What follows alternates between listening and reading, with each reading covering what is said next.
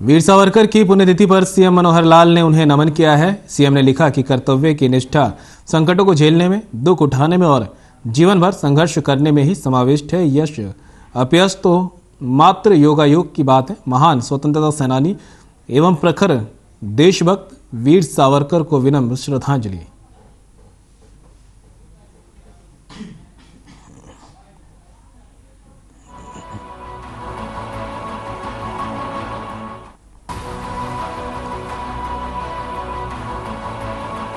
खबर होडल से है, जहां सीआईए होडल प्रभारी निरीक्षक जंगशेर सिंह ने प्रेस वार्ता की। इस दौरान उन्होंने जानकारी देते हुए बताया कि पुलिस अधीक्षक ने मादक पदार्थ तस्करी पर अंकुश लगाने के निर्देश दिए थे, जिस पर कार्रवाई करते हुए सीआईए होडल पुलिस ने 2 युवकों को मादक पदार्थ के साथ गिरफ्तार किया। बता दें, मुखबिर की सूचना पर एक मोटरसाइकिल पर नशीला पदार्थ लेकर दिघोट मोड़ औरंगाबाद फ्लाईओवर के नीचे से जा रहा था। किसी को गांजा सप्लाई करने के लिए मोटरसाइकिल पर खड़े हैं। सूचना के आधार पर सीआईए होडल पुलिस ने दोनों युवकों को काबू किया है और दोनों युवकों के कब्जे से 2 कट्टे प्लास्टिक के बरामद किए, जिसमें से 25 पैकेट गांजे पत्ती बरामद हुए, जिनका वजन 49 किलोग्राम है।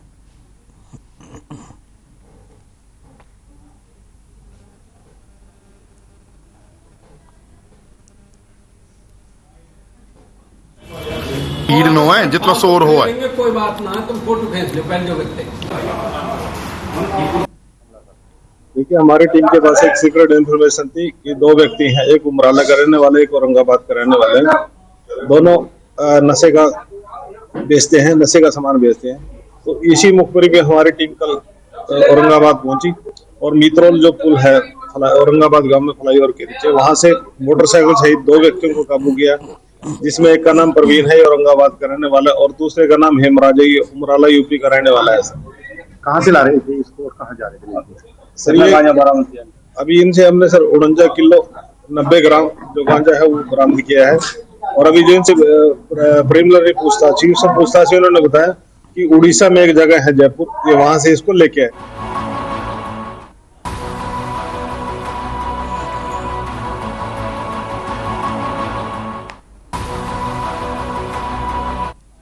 झज्जर के ग्वालिसन और छुचकवास मार्ग पर पैसे के लेन देन को लेकर शराब ठेकेदार को गोली मारकर मौत के घाट उतार दिया गया। मृतक की पहचान रोहतक के मोखरा निवासी सुमित के रूप में हुई है।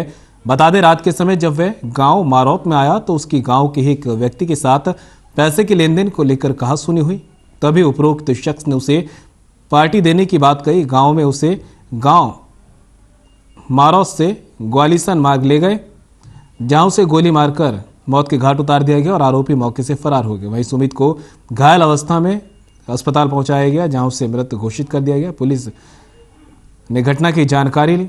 वहीं डीएसपी राहुल देव ने बताया कि फिलहाल पुलिस मामले की जांच कर रही है। साथ ही बताया कि सुमित के गांव मारौत में शराब का ठेका था।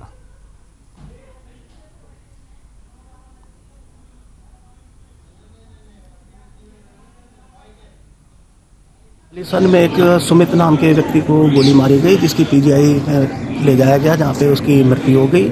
ये वैसे तो मोखरा का रहने वाला था, पर अब पैतावास में दादरी के अंदर काफ़ी दिनों से रह रहा था। इसमें 2-3 व्यक्तियों के नाम आए हैं सामने और उनको जल्दी राउंड अप करने के लिए टीमें तैयार कर दी गई हैं। मुकदमा दर्ज हो चुका है और डीएसपी बेरी के उसमें अध्यक्षता में स्पेशल टीम तैयार की गई है उनको।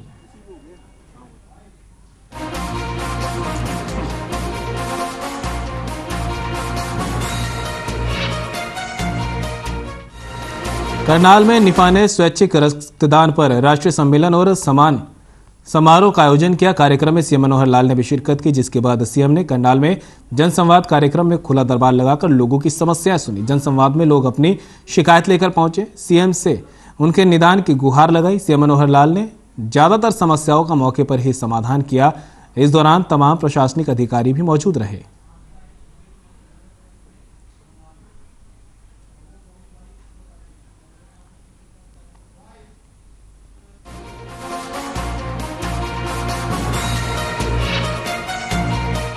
कैबिनेट मंत्री सुबोध उनियाल पुस्तक विमोचन कार्यक्रम में पहुंचे, जहां उन्होंने 2 पुस्तक मन का प्लाश और साधना के सोपान पुस्तक का विमोचन किया। इस दौरान कैबिनेट मंत्री सुबोध उनियाल ने बताया कि सरकार साहित्यकारों के लिए बेहतर काम करने का प्रयास कर रही है।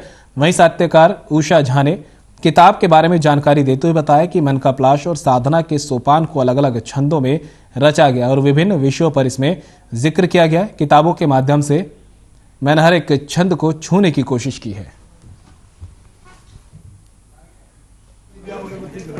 दो संग्रह है, एक मन का पलाश बन जो गीत संग्रह है, विभिन्न छंदों पे रचा गया है और विभिन्न विषयों पर, जिसमें देशभक्ति भी है, मधुमास पे भी है, माँ पे भी है, वात्सल्य पे भी है।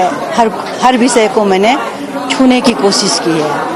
और दूसरी है दोहा, कुंडलियाँ, रोला, उसमें भी मैंने विभिन्न विषयों को लिया है। कहीं मधुमास है, कहीं देशभक्ति है, कहीं समाज की विद्रुपताओं के बारे में है, विसंगतियों के लिए है। सभी विषयों को मैंने पिरोने की कोशिश की है।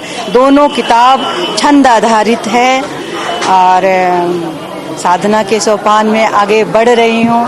सभी का सहयोग चाहिए, सभी का प्यार चाहिए और उसी से मैं अपने लगातार साधना के पथ पर बढ़ती रहूँगी सबके स्नेह से। और इसमें मेरे परिवार, बच्चों, पति का बहुत सहयोग है। वैसे साहित्यिक पृष्ठभूमि मेरे पिता के से मुझको मिली है। वो एक साहित्यकार थे, अंग्रेजी साहित्यकार थे और वही मुझको जीन से मिला है और मैं उसी को जीने का प्रयास करती हूँ। उनके सांस्कृतिक साहित्यिक धरोहर को अपने स्तर पर जीने का प्रयास करती हूँ।